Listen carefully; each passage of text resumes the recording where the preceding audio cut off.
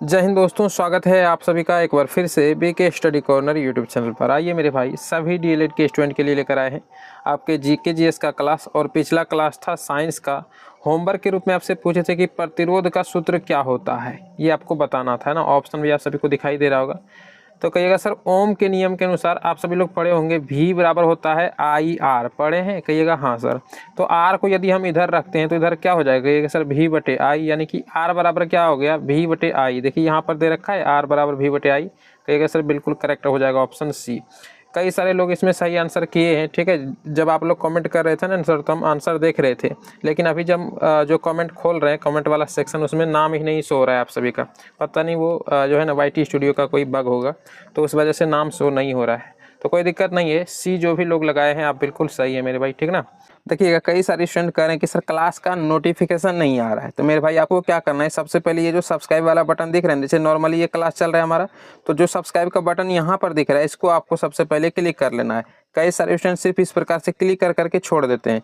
देखिएगा, उसके बाद आपको साइड में एक नोटिफिकेशन भी दिखाएगा, देखिए ये वाला। इसके बाद ये ज्वाइन भी दिखता है, ज्वाइन आप चाहे तो कर सकते हैं, लेकिन आपको क्लास का नोटिफिकेशन चाहिए तो नोटिफिकेशन वाला सिस्टम ये है। यानी इसके ऊपर फिर जब आप क्लिक कीजिएगा, तो ये देखिए क्लिक कर लिए, तो नीचे देखिएगा यहाँ पर ऑल वाला एक सेक्शन बन करके आता है, तो आपको इसको ऑल पर सिलेक्ट रखना है, ठीक है। यहाँ पर मतलब हम क्लिक कर दें, देखिए ये जल गया, देख रहे हैं यहाँ पर, ये देखिए पूरा व्हाइट हो गया। तो अब जा करके आप क्लास का जो है नोटिफिकेशन आपके पास पहुँचेगा। कई सारे स्टूडेंट हैं जो कि सब्सक्राइब का सही तरीका नहीं जान रहे हैं, सब्सक्राइब करना ही नहीं आ रहा है उसको, ठीक है। तो दिक्कत वाली बात नहीं है, बता दें आप सबको, इस प्रकार से आप जो है सब्सक्राइब आपको कर लेना है, फिर प्रॉपर आपको क्लास का नोटिफिकेशन जाते रहेगा, ठीक है। तो चलिए, इस प्रकार से आप सभी को सब्सक्राइब करना है, तो जो है नोटिफिकेशन बिल्कुल जाएगा। नोटिफिकेशन को ऑल पर आप सभी लोग सेट नहीं करते हैं, इसलिए ये दिक्कत होता है। चलिएगा, शुरुआत करते हैं। अच्छा, क्लास एक दिन देखिए कल नहीं डाल पाए क्लास, वजह देखिए क्या है कि हम या तो एक लैपटॉप या फिर एक टैबलेट लेने के लिए सोच रहे हैं मेरे भाई, ताकि आप सभी को और भी अच्छे तरीके से स्टडी करा सकें। इस वजह से यानी कि मैथ और रीजनिंग वगैरह का क्लास नहीं ले पा रहे हैं, उसी वजह से। आप देखे होंगे पिछला क्लास जो मैथ रीजनिंग का ले रहे थे, किसके ऊपर ले रहे थे? पैड के ऊपर पढ़ा रहे थे, लेकिन पैड पर वो मज़ा नहीं है पढ़ाने में, इसलिए सोच रहे थे या फिर एक टैबलेट लिया जाए या फिर एक लैपटॉप लिया जाए। तो उस वजह से थोड़ा सा डिस्टर्ब चल रहे हैं। वही हम जो है ना रिसर्च कर रहे हैं कि कौन सा चीज़ लिया जाए। खैर, आप सभी लोग भी थोड़ा मदद कीजिएगा मेरा, कमेंट करके बताइए कि क्या सही रहेगा लेने के लिए, यानी कि लैपटॉप लिया जाए या फिर टैबलेट लिया जाए, किसके ऊपर पढ़ाएं ताकि आप सभी को और अच्छा लगेगा कंटेंट, या हो सके आप सभी को उसके बारे में थोड़ा बहुत अनुमान हो तो ज़रूर कमेंट करके बताइएगा, ठीक है। खैर चलिए स्टार्ट करते हैं, समय को ज़्यादा बर्बाद नहीं करते। पहला क्वेश्चन जीके जीएस से कहता है कि हिटलर का जन्म जो है कि जर्मनी के किस शहर में हुआ था, ये बताना है आप सभी को। बताइएगा मेरे भाई, हिटलर का जन्म जर्मनी के किस शहर में हुआ था? तो भाई मेरे ध्यान रखिएगा, डायरेक्ट आंसर आप वॉन शहर में हुआ था, ठीक है। जर्मनी में हुआ था, कहाँ पर? वॉन शहर में। इसका पूरा नाम क्या था हिटलर का? आप सभी लोग पढ़े होंगे, एडोल्फ हिटलर। क्या नाम था इसका? एडोल्फ हिटलर इसका पूरा नाम था। जर्मनी के वॉन शहर में इसका जन्म होता है। और जन्म यदि पूछा जाए कब होता है, तो कहिएगा सर जी 20 अप्रैल 1889 को इसका जो है जन्म होता है। ये थोड़ा बहुत आप ध्यान रखिएगा, ठीक है ना। और ये वॉन शहर कहाँ पड़ता है? तो जर्मनी में पड़ता है, ये भी आप सभी को ध्यान रखना है। आइए अगला क्वेश्चन देखिए, यहाँ पर क्या कह रहा है, कहता है कि देवी कुंडा मैंग्रोव कहाँ है? बताइएगा मेरे भाई, देवी कुंडा मैंग्रोव कहाँ है? मैंग्रोव क्या होता है आप सभी को बता चुके हैं, तो करेक्ट आंसर क्या हो जाएगा मेरे भाई? कहिएगा सर जी यहाँ पर बिल्कुल करेक्ट हो जाएगा, ओडिशा में है। देवी कुंडा मैंग्रोव कहाँ है? ओडिशा में। इसी से रिलेटेड एक सवाल और पूछा जाएगा आपसे कि देवघर मैंग्रोव कहाँ है? देवघर मैंग्रोव कहाँ है, ये बताना है आप सभी को।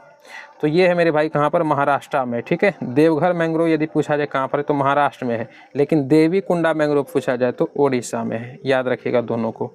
अगला क्वेश्चन देखिएगा यहाँ पर कह रहा है कि कील कैनाल है ना, ये किसको जोड़ता है? किसको किससे जोड़ता है? ऑप्शन के अकॉर्डिंग आपको बताना है। कील कैनाल, तो मेरे भाई इसका करेक्ट आंसर क्या होगा? कहिएगा सर जी डी, यहाँ पर बिल्कुल सही जवाब हो जाएगा। उत्तरी सागर को बाल्टिक सागर से जोड़ने का काम करता है कील कैनाल। देखिए ये एक प्रकार का नहर है और ये ताजे पानी का नहर है, ये थोड़ा सा आप ध्यान रखिएगा। ये कैसा है? कहिएगा सर ताजे पानी का नहर है, और इसकी लंबाई यदि आपसे पूछा जाए तो मोटा मोटा 95 किलोमीटर, आप ध्यान रखिएगा इसकी लंबाई है, ठीक है।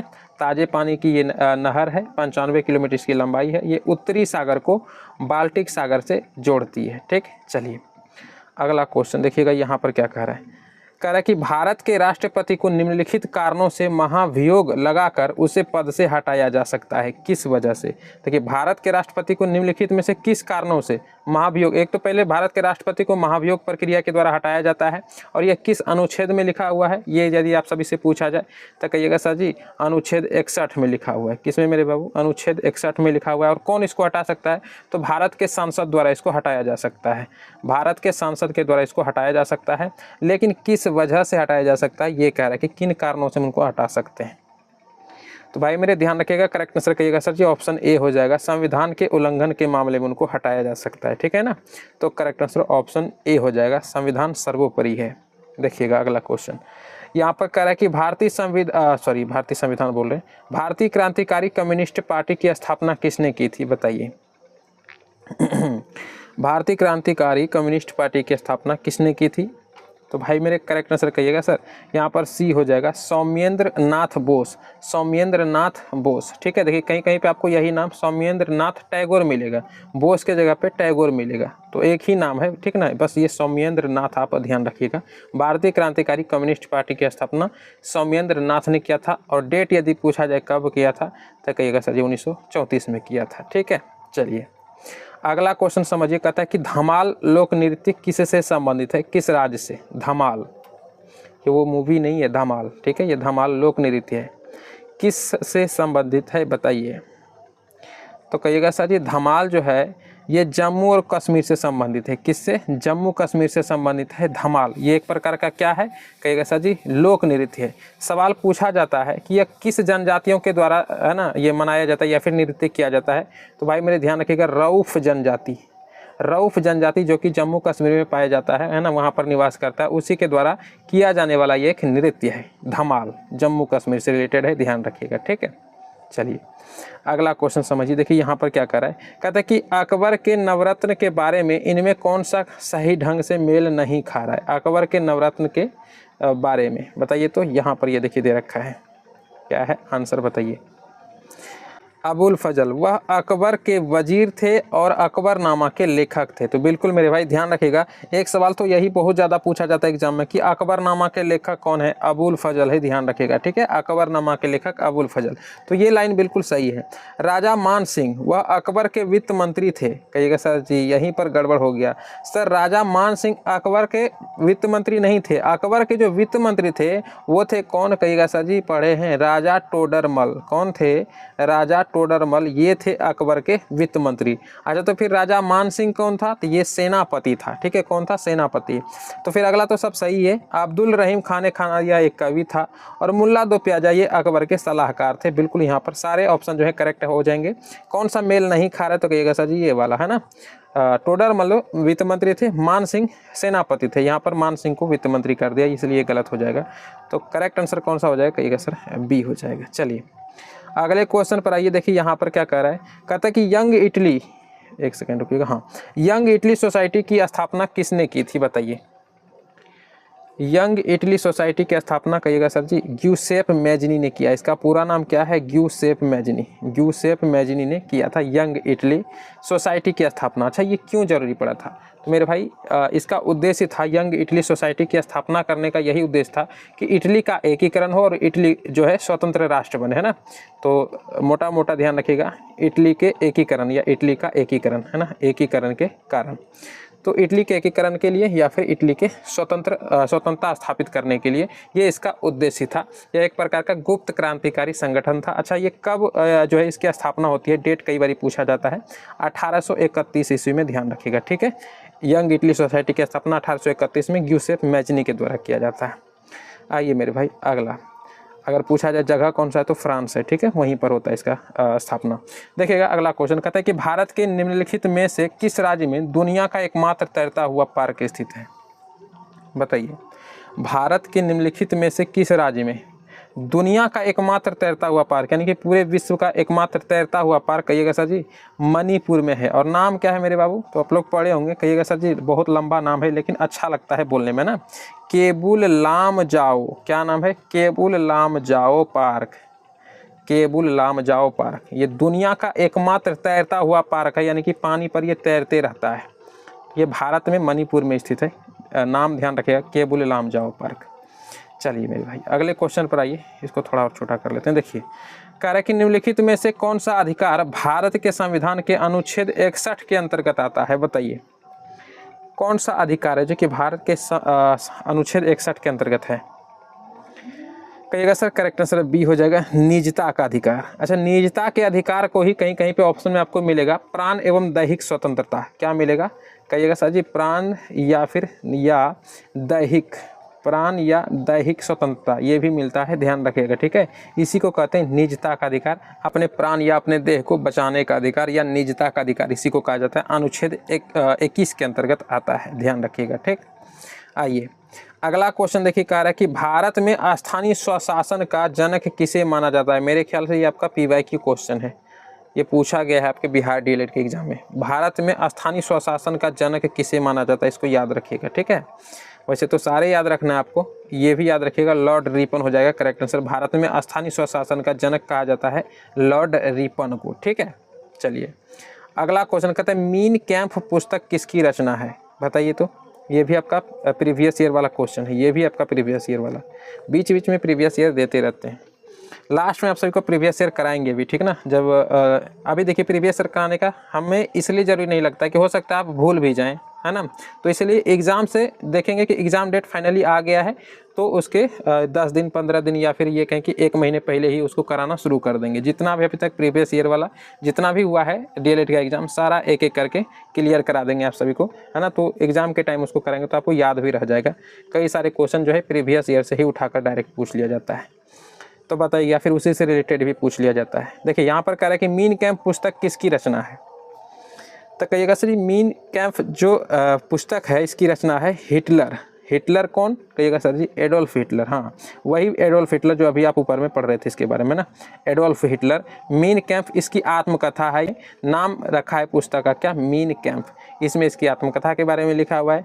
इसके अलावा इसका जो राजनीतिक अधिकार या फिर राजनीतिक विचारधारा जो था उसके बारे में इसमें जो है लिखा हुआ है, राजनैतिक, ये भी याद रखिएगा, राजनीतिक विचारधारा के बारे में इसमें मिलता है। हो सकता है पूछ लिया जाए आपसे एग्जाम में कि इसमें किसके बारे में चर्चा किया गया है, तो राजनीतिक विचारधारा या फिर हिटलर की आत्मकथा है ये। नाम क्या है, मीन कैंप, ध्यान रखिएगा, ठीक है। अच्छा, ये हिटलर जो था मेरे भाई जर्मनी का चांसलर या फिर ये कहे कि तानाशाह हुआ करता था, ठीक है ना, एडोल्फ हिटलर, याद रखिएगा इसको। चलिएगा मेरे भाई अगले क्वेश्चन पर आते हैं। देखिए यहाँ पर क्या कर रहा है, इसको थोड़ा सा छोटा कर लेते हैं। देखिए सवाल कर रहा है कि निम्नलिखित सिंधु सभ्यता स्थलों में से महान स्नानागार कहाँ पाया गया है, बताइए। महान स्नानागार, कहिएगा सर बहुत बार पढ़े हैं, है ना। करेक्ट आंसर क्या होगा, कहिएगा सर जी मोहनजोदारो में पाया गया है ना, महान स्नानागार। अच्छा, मोहनजोदारो से रिलेटेड कौन कौन सा क्वेश्चन एग्जाम में आता है, यदि पूछा जाए कि महान स्नानागार कहाँ मिला है, मोहनजोदड़ो में। इसके अलावा पूछा जाए कि मृतकों का टीला, लिखिएगा, नोट्स बना रहे तो लिखिएगा, मृतकों का टीला कहाँ मिला, तो कहिएगा सर जी मोहनजोदाड़ो में। इसके अलावा अन्नागार कहाँ मिला, अन्नागार है ना, यानी कि अनाज रखने वाला भंडारण कहाँ मिला, कहिएगा सर जी मोहनजोदाड़ो में। उन्नत नगर नियोजन, लिखिएगा, ये सब पूछा जाता है। उन्नत नगर नियोजन कहाँ मिला, कहिएगा सर जी मोहनजोदाड़ो में नियोजन, ठीक है, उन्नत नगर नियोजन। इसके अलावा फिर से लिखिएगा अगले स्लाइड में, फिर हम लिखते हैं, यदि पूछा जाए कि जल विकास प्रणाली कहाँ मिला, जल विकास प्रणाली, जल विकास प्रणाली है ना, ये कहाँ मिला, तो कहिएगा सर जी मोहनजोदड़ो में। इसके अलावा मेरे भाई 1-2 और लिखिएगा, यदि पूछा जाए कि नर्तकी का कांसी वाला मूर्ति है ना, नर्तकी का कांसी वाला मूर्ति कहाँ मिला, तो कहिएगा सर जी मोहनजोदड़ो में। इसके अलावा आप लास्ट लिखिएगा एक पशुपति, पशुपति माने कि शिव है ना, शिव भगवान, पशुपति शिव का मुहर यदि पूछा जाए कि कहाँ मिला, तो ये भी मेरे भाई मोहनजोदड़ो में मिला है, ध्यान रखिएगा। अच्छा, सवाल बहुत ज़्यादा पूछा जाता है कि मोहनजोदड़ो का खोज किसने किया था, तो भाई मेरे खोज किया है किसने, कहिएगा सर 1922 में खोजे हैं, 1922 में खोजे हैं, कौन, राखालदास बनर्जी, राखालदास RD बनर्जी भी इसको कहा जाता है, तो राखालदास बनर्जी, ठीक है। पूरा नाम यदि आप सभी लोग लिखना चाहें तो लिख लीजिएगा, राखालदास बनर्जी, ठीक है, RD बनर्जी बोलते हैं इसको। चलिए सारे क्वेश्चन से इंपॉर्टेंट है, जितना भी आपको पॉइंट लिखवाए हैं याद रखिएगा। अगले क्वेश्चन पर आइए, कहता है कि भारत में एक राज्य का गवर्नर डैश द्वारा हटाया जाता है, यानी कि भारत में जो राज्य हैं उसके गवर्नर को हटाया जा सकता है किसके द्वारा, संसद के द्वारा हटाया जा सकता है, या केंद्र सरकार, या फिर संबंधित राज्य का जो मुख्यमंत्री होता है या राष्ट्रपति। तो भाई मेरे इसका करेक्ट आंसर क्या हो जाएगा? बिल्कुल मेरे भाई देखिए, इसको याद रखिएगा, राष्ट्रपति के द्वारा हटाया जाता है। माने कि राष्ट्रपति के प्रसाद पर्यंत ही वो जो है अपना पद ग्रहण भी करते हैं और उसी के इच्छानुसार उसको हटाया भी जा सकता है। प्रसाद पर्यंत माने इच्छानुसार, ठीक है। तो राष्ट्रपति की इच्छानुसार ही राज्य का जो गवर्नर होता है उसको वो अपने पद ग्रहण करते हैं और उसी के अनुसार वो है ना पद से उसको हटाया भी जाता है। तो ध्यान रखिएगा, करेक्ट आंसर यहाँ पर क्या हो जाएगा? डी। अगले क्वेश्चन पर आते हैं। यहाँ पर पूछ रहे कि संविधान का अनुच्छेद 14 भारत के नागरिकों को क्या सुनिश्चित करता है? बताइए, अनुच्छेद 14 में किस चीज़ की चर्चा है? तो बिल्कुल मेरे भाई इसको याद रखिएगा, कहिएगा सर जी समानता का अधिकार है ना। कहीं कहीं पे आपको मिलेगा विधि के समक्ष समानता, तो बिल्कुल ध्यान रखिएगा, विधि के समक्ष समानता का अधिकार जो है अनुच्छेद 14 में मिलता है। कानून सबके लिए समान है। करेक्ट आंसर क्या हो जाएगा? कहिएगा सर जी यहाँ पर करेक्ट आंसर सी हो जाएगा, ठीक है। आइए अगला क्वेश्चन देखिए, कह रहा है कि निम्नलिखित कार्यक्रमों में कौन से वित्तीय समावेशन प्रक्रिया का भाग है? बताइए कौन सा जो है कि वित्तीय समावेशन प्रक्रिया। अच्छा समझ में नहीं आ रहा होगा सर वित्तीय समावेशन प्रक्रिया किसको कहते हैं? तो भाई मेरे पहले इसका मतलब समझ लीजिए, माने कि समाज के जितने भी कमज़ोर लोग हैं या फिर ये कहें कि कम आय वाले व्यक्ति हैं या ग्रामीण वर्ग के जो लोग आते हैं उसके कल्याण के लिए बैंक जो है किस किस नियम को जो है अपना सकता है उसी को कहा जाता है वित्तीय समावेशन प्रक्रिया, ठीक है। ये बैंकों से रिलेटेड लैंग्वेज है। तो वही ये कह रहा है कि निम्नलिखित कार्यक्रमों में कौन से वित्तीय समावेशन प्रक्रिया का भाग है, ठीक है। तो अब ऑप्शन देखिए, ये जो दे रखा है, भुगतान बैंकों का खोला जाना, बैंकों का राष्ट्रीयकरण, मुद्रा ऋण योजना और अटल पेंशन योजना। तो मेरे भाई इसका करेक्ट आंसर क्या हो जाएगा? कहिएगा सर जी इनमें सभी सही है, ठीक है। इसको याद रखिएगा, भुगतान बैंकों का खोला जाना, बैंकों का राष्ट्रीयकरण, मुद्रा ऋण योजना या फिर अटल पेंशन योजना, ये सभी जो हैं एक समाज के कमज़ोर व्यक्ति या फिर ये कहें कि कम आय वाले व्यक्ति, ग्रामीण वर्ग के जो लोग होते हैं उसके लिए ये सारे नियम बैंक जो है लागू करते हैं। तो करेक्ट आंसर क्या हो जाएगा? कहिएगा सर जी उपयुक्त में सभी सी में दे रखा है। तो बिल्कुल मेरे भाई यहाँ पर सी सही जवाब हो जाएगा आपका, ठीक है। चलिए अगला क्वेश्चन समझिए, कहते हैं कि निम्नलिखित में से कौन सा अनुच्छेद भारत में बाल श्रम उन्मूलन का प्रावधान करता है? क्या बात है, बताइए।